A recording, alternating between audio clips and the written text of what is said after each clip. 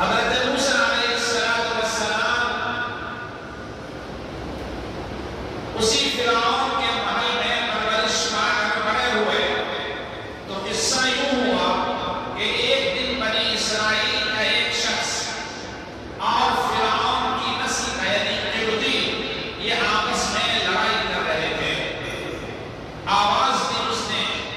حضرت موسیٰ علیہ السلام آگے بڑھے اور اس قبطی کے اوپر ایک ہاتھ جڑ دیا. اس سے اس کا خاتمہ ہو گیا. یہ اتنا بڑا واقعہ ہو گیا کہ حضرت موسیٰ علیہ السلام کو نیند نہیں آتی تھی. فرعون، اس کے کارندے، اس کے تمام وزراء یہ سب حضرت موسیٰ علیہ السلام کو قتل کرنے کے در پہ ہو گئے. قرآن میں بھی لکھا ہے وَجَاءَ رَجُلٌ مِّنْ أَقْصَى الْمَدِينَةِ يَسْعَىٰ قَالَ يَا مُوسَىٰ إِنَّ الْمَلَأَ يَأْتَمِرُونَ بِكَ لِيَقْتُلُوكَ فَاخْرُجْ إِنِّي لَكَ مِنَ النَّاصِحِينَ.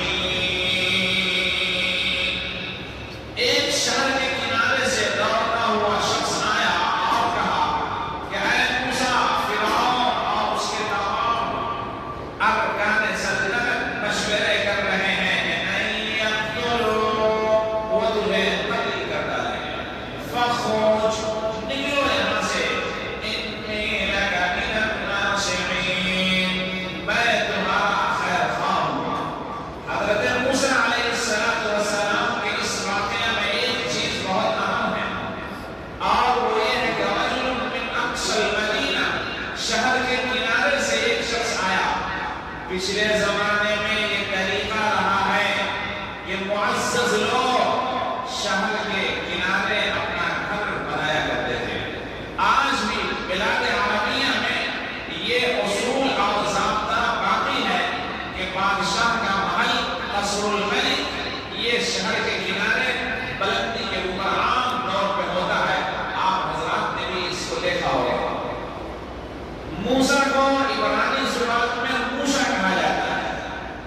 موشا شین کے ساتھ، اور قرآن نے موسیٰ سین کے ساتھ استعمال کیا ہے. باہر کے زبان کے فرق سے کوئی مسئلہ لازم نہیں. عبرانی میں یعنی توریت میں حضرت موسیٰ علیہ السلام کی قوم کا وہ نوجوان اور فرعون کی قوم کا وہ نوجوان جو آپس میں گھرا ہوا تھا، اس کو ایک ہی قوم کا بتلایا گیا ہے. جبکہ قرآن یہ کہتا ہے کہ یہ دونوں الگ الگ قوم کے الگ الگ قبیلے اور برادری کے تھے. حضرت موسیٰ علیہ السلام جب وہاں سے نکلے تو مدین کا رخ فرمایا. مصر سے نکل رہے ہیں، مدین کی طرف رواں ہیں اور اللہ سے کہہ رہے ہیں. قرآن نے نقشہ کھینچا فَخَرَجَ مِنْهَا خَائِفًا يَتَرَقَّبُ قَالَ رَبِّ نَجِّنِي مِنَ الْقَوْمِ الظَّالِمِينَ. وَلَمَّا تَوَجَّهَ تِلْقَاءَ مَدْيَنَ قَالَ عَسَىٰ رَبِّي أَن يَهْدِيَنِي سَوَاءَ السَّبِيلِ. حضرت موسیٰ علیہ السلام اس کنویں میں پہنچے جہاں بھیڑ لگی تھی. دیکھا کنارے میں دو لڑکیاں بھی ہیں جو اپنے ریوڑوں کو گھیرے ہوئے انتظار میں ہیں کہ لوگ جب پانی پلا کر چلے جائیں تو میں اپنی بکریوں کو پانی پلا لوں. حضرت موسیٰ علیہ السلام نے کہا کیا بات ہے؟ کہا کہ میرے ابا ضعیف ہیں، وہ آ نہیں سکتے، یہ کام میرے سپرد کی ہے. حضرت موسیٰ علیہ السلام نے اپنی طاقت کا مظاہرہ فرمایا اور اس ڈھکن کو جس کو ایک جوان اٹھا کر لگاتی تھی ایک ہاتھ سے یوں لگایا اور اٹھا کر پھینک دیا اور فوراً کو پانی پلایا اور کہا کہ تم چلی جاؤ.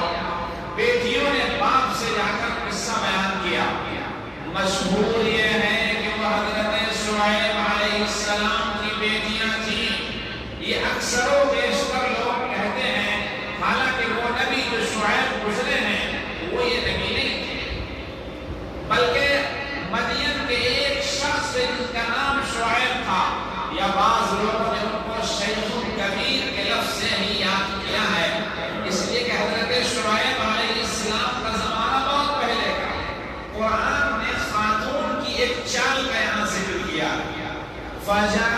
وجاءته إحداهما تمشي على استحياء شرم و حیا کے اوپر چلتے ہوئے وہ لڑکی آئی شرم و حیا کے اوپر چلتے ہوئے وہ لڑکی آئی حضرت موسیٰ علیہ السلام کے پاس. اس سے پتہ یہ چلا کہ عورتوں کے اندر حیا یہی اس کی زینت ہے اور حیا کا تقاضا ہے کہ خاتون کے اندر یہ ہر وقت باقی رہے اپنوں کے درمیان بھی باقی رہے اجنبی کے درمیان بھی باقی رہے. یہاں ایک نوجوان ہے اجنبی ہے ایک لڑکی ہے اجنبی ہے صرف پیغام پہنچایا. حضرت موسیٰ علیہ السلام کے بارے میں لکھا ہے کہ آگے آگے وہ چلے پیچھے پیچھے وہ لڑکی چلی کہہ دیا اس طرف مڑنا ہو ایک قریب ایک دینا میں اس طرف چلتا چلا جاؤں. جب وہاں پہنچ گئے تو پھر معاملہ یہ ہوا قال انی اريد ان انكحك احدى ابنتي هاتين على ان تأجرني 8 حجج فإن أتممت 10 فمن عندك وما أريد أن أشق عليك ستجدني إن شاء الله من الصالحين. دو چیزوں کا بہت اہم ذکر ہے. حضرت شعیب نے موسیٰ علیہ السلام سے کہا کہ میری یہ چاہت ہے خواہش ہے کہ 2 بیٹیوں میں سے ایک کا نکاح تجھ سے کر دوں اس مہر کے ساتھ اس شرط کے ساتھ کہ تم میرے ہاں 10 برس تک ملازمت